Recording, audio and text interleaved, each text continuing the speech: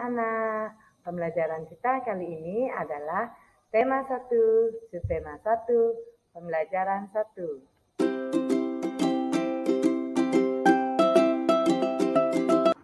Coba anak-anak perhatikan gambar berikut. Gambar berikut menunjukkan sikap hidup rukun.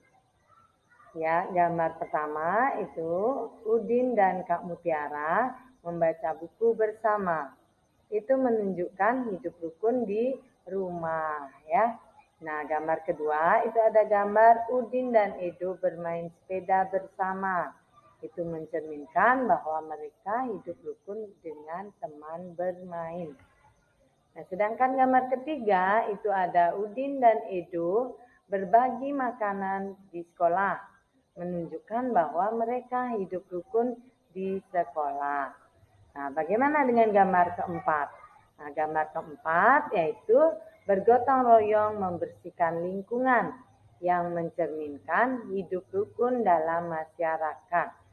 Jadi, dalam tema 1 ini kita akan mempelajari 4 subtema. Yuk kita mulai dengan subtema 1. Nah, sekarang mari kita simak teks berikut ini. Ayah dan ibu menyayangi Mutiara dan Udin. Suatu hari ayah membawakan buah tangan untuk Mutiara dan Udin.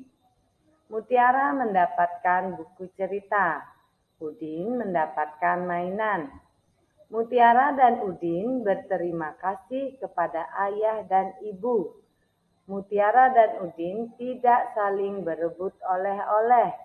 Ayah dan ibu bahagia melihat buah hati mereka selalu rukun.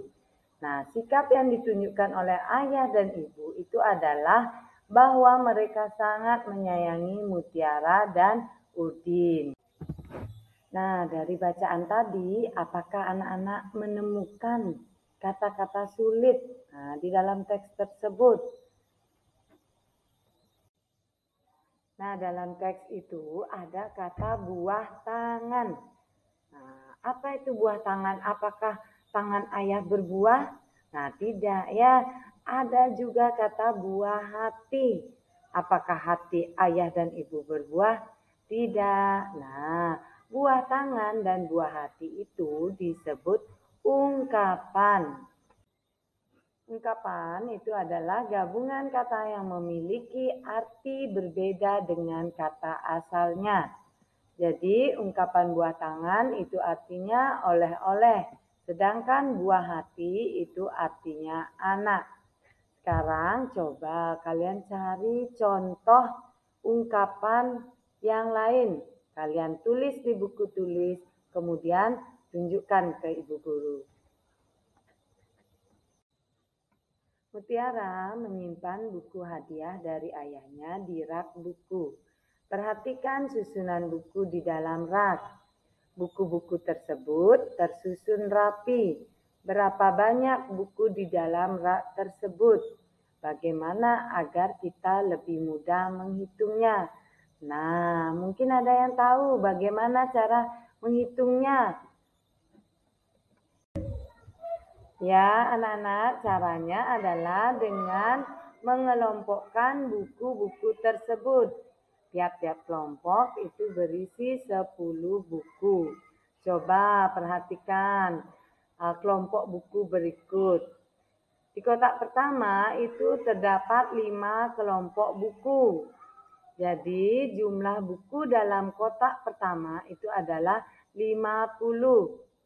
Nah, di kotak kedua itu ada 7 satuan buku. Jadi jumlah buku semuanya itu adalah 50 ditambah 7. Jadi jumlah bukunya itu 57.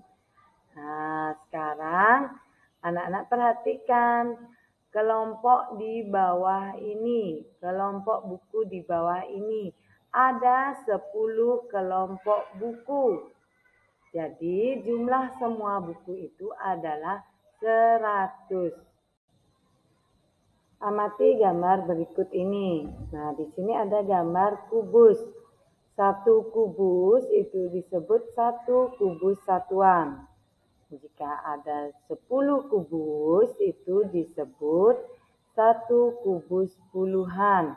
Jadi satu kubus satuan itu disebut satu kubus satuan. Sedangkan 10 kubus satuan itu disebut satu kubus puluhan. Mutiara gemar membaca buku. Ia membaca berbagai jenis buku anak. Ada buku cerita anak, ada buku pengetahuan, ada buku nyanyian. Dalam buku nyanyian Mutiara itu terdapat lagu peramah dan sopan. Ayo, siapa yang bisa menyanyikan lagu peramah dan sopan? Yuk anak-anak, kita bernyanyi bersama-sama lagu peramah dan sopan.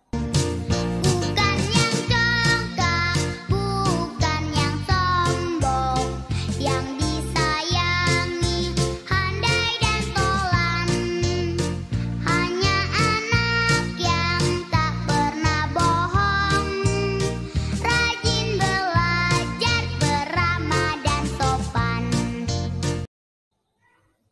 Dalam lagu peramah dan sopan yang tadi kita nyanyikan bersama, itu ada yang dinyanyikan panjang, ada yang dinyanyikan pendek. Ya, jadi bunyi yang panjang terdengar lebih lama daripada bunyi yang pendek. Sekarang tugas kalian, berilah tanda titik untuk bunyi pendek dan garis untuk bunyi panjang. Caranya, kalian tulis kembali lagu peramah dan sopan, lalu beri tanda titik untuk bunyi pendek dan tanda garis untuk bunyi panjang. Contohnya seperti ini ya anak-anak. Selamat mengerjakan dan tetap semangat.